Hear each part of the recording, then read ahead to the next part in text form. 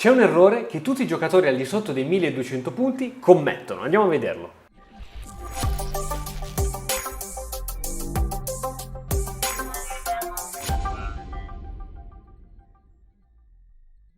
Ciao e benvenuto in questo nuovo video, io sono Cristian, fondatore di Mattoscacco e andiamo a dare uno sguardo subito di che tipo di errore si tratta. Allora, piccola premessa. Che cos'è che si fa solitamente? La prima apertura che ti avranno insegnato, che avrai sicuramente giocato, è E4, E5. Oppure, se ti fanno D4, ti hanno insegnato a rispondere sempre in maniera simmetrica, almeno funziona sempre così, no? E4 e 5, poi che cosa ti hanno insegnato? A tirare fuori i cavalli e nel dubbio tira fuori anche l'altro cavallo e magari anche il tuo avversario metterà i cavalli. All'incirca, ora sto semplificando, ci sono 200 miliardi di aperture a scacchi, però diciamo che normalmente portare i cavalli al centro scacchiera, cavalli sempre a centro scacchiera mai a bordo, perché i cavalli a bordo scacchiera stanno male, poiché c'è sempre la considerazione da fare di quante caselle può occupare un cavallo a centro scacchiera, questa, e quante caselle può occupare un cavallo a bordo scacchiera, 1, 2 e 3. Quindi i cavalli vanno sempre al centro. Bene, e nelle partite di re, quindi quando apriamo col pedone di 2 passi davanti al re e chiamiamo partite di re, nelle partite di re generalmente portare i cavalli al centro sempre cosa buona e giusta. Poi ci sono alcune situazioni, alcune partite, come anche semplicemente la partita italiana, in cui il pedone C3 è molto importante, che serve a supportare il pedone D4, però non andiamo in cose molto complicate. Diciamo che normalmente, senza saperne leggere né scrivere, i 2 cavalli al centro si va bene. Qui si può entrare nella partita dei 4 cavalli, si può entrare nella partita dei 3 cavalli, eccetera, eccetera, eccetera. Bene, che cosa succede? Che 500 punti, 600 punti, sto parlando del gioco online, per esempio su chess.com, uno gioca e impara sempre a giocare con E4 e 5. A un certo punto magari sali un po' di punteggio, arrivi a 1000 punti. Cosa succede? Che trovi qualcuno che ti gioca pedone in D4. Pedone per D4 si gioca pedone D5.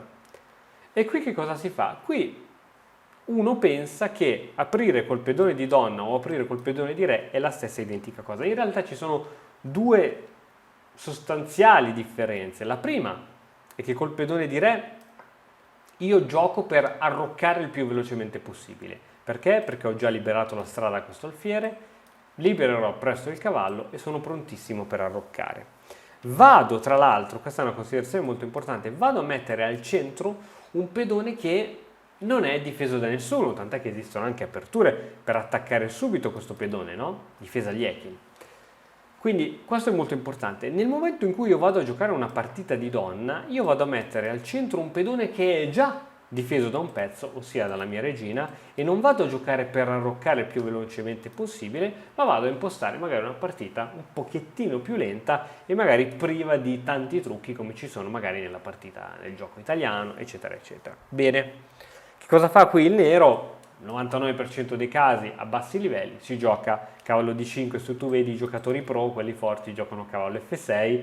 Perché? Perché cavallo F6 tira fuori subito un pezzo, quindi si sviluppa un pezzo ed è cosa sempre buona da fare, e prende il controllo su questa casa, evitando al bianco di controllare definitivamente il centro. In più, con cavallo F6 uno non sa bene se poi giocherà un'est indiana, se giocherà una nizzo indiana, giocherà una ovest indiana, giocherà una Benoni, quindi è molto più enigmatica cavallo F6 rispetto a D5 che è molto perentoria. Comunque, veniamo a noi, D4 D5, e ora qui che cosa fa il bianco? Spesso e volentieri si vede questo errore qui.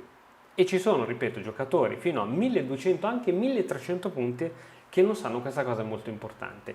All'interno dell'Accademia di Mattoscacco ti lascio sotto il link per entrare, dove trovi 200 ore di lezioni in ordine progressivo di difficoltà, incontri settimanali dal video, un maestro che sarà a tua completa disposizione, ci supporterà, ti video commenterà, c'è di tutto, il tutto con la garanzia del soddisfatto rimborsato. Quindi entra nell'Accademia, se entro 30 giorni ti rendi conto che non fa per te, non è tempo per seguire qualsiasi cosa, mandi un'email e ti rimborsiamo tutto. Detto ciò, cosa che dico sempre all'interno dell'Accademia è: questa mossa è un errore. Ora, I giocatori più esperti diranno non è un errore, ci sono aperture che iniziano così, anzi questa è l'apertura che utilizza sempre il grande maestro Niemann, no? Giobava London System. Ok, ma parliamo tra di noi. Questa mossa non è particolarmente corretta. Perché non è corretta? Scusa, non bisogna sempre mettere i cavalli al centro, sì? Nelle partite di re, ma nelle partite di donna questa mossa non è buona. Domanda: mi dici che mobilità ha la regina? Ti sto chiedendo quante case ha la regina. Contiamole insieme. 1, 2. C'è poca mobilità, vero? Guarda ora, se io prima di mettere il cavallo qui spingo questo pedone, al costo anche di farmelo catturare, questo si chiama gambetto di donna. Mi dici ora che mobilità ha la regina? 1, 2, 3, 4, 5. Non ha più spazio rispetto a prima? Non è molto più forte la regina che si può muovere, può andare in B3, attaccare B2, può andare in A4, fare scacco? Non è molto meglio? Ecco che l'errore da non commettere è quello di andare subito a tappare il pedone C2. Ricorda, scrivilo sul frigorifero. Nelle partite di donna il pedone C è troppo importante per lasciarlo a casa. Vietato mettere il cavallo davanti a quel pedone. Anche nel nuovo corso che uscirà a breve sull'Accademia, che si intitolerà Come arrivare a 1000 punti, è spiegato molto bene questo concetto. Questa è una chicca che spero che ti porterai a casa perché è molto importante. Vietato mettere il cavallo in C3. Guarda le partite dei grandi giocatori, cosa fanno?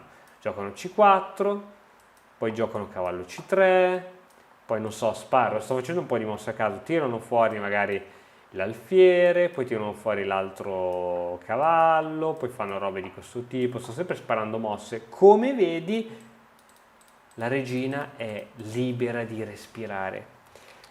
Giocare con poco spazio è una delle cose più difficili e che ti farà andare in stallo, non stallo nel senso scacchistico del termine, ma nel senso più metaforico. A un certo punto non sai più cosa fare perché i tuoi pezzi non hanno mobilità. E la stessa cosa deve fare il nero, tant'è che il bianco cercherà sempre di mettere il cavallo in C3 dopo che ha spinto questo pedone e il nero, facci caso anche qui, guarda le partite di quelli forti, posso azzardare una percentuale a caso, il 90% dei casi questo cavallo va in D7. Va in D7, l'ideale sarebbe sempre fare andare il cavallo in C6, ma abbiamo detto che per far andare il C6 bisogna spingere questo pedone e spesso il nero non ha il tempo per spingere questo pedone e mettere dietro il cavallo, ok? Quindi un cavallo in C3 è sempre più forte rispetto a un cavallo D2, così come un cavallo in C6 è sempre più forte rispetto a un cavallo D7, ma l'importante è che questo pedone, questo dannato pedone C, si tolga dalle scatole. Questo ovviamente è valido nelle partite di donna, nelle partite di re invece non è così importante, ok? Spero di averti fatto scoprire e conoscere qualcosa di nuovo. Ripeto, tutte queste informazioni le trovi all'interno della nostra Accademia di Matto Scacco. Trovi in descrizione del video, nel primo commento, il link per accedere. Prova a fare un mesetto di prova, sono certo che ti troverai bene, così come si trovano oltre i 200 studenti che ci seguono tutti i giorni. E niente, io ti saluto, ti ringrazio e ci vediamo alla prossima. Ciao!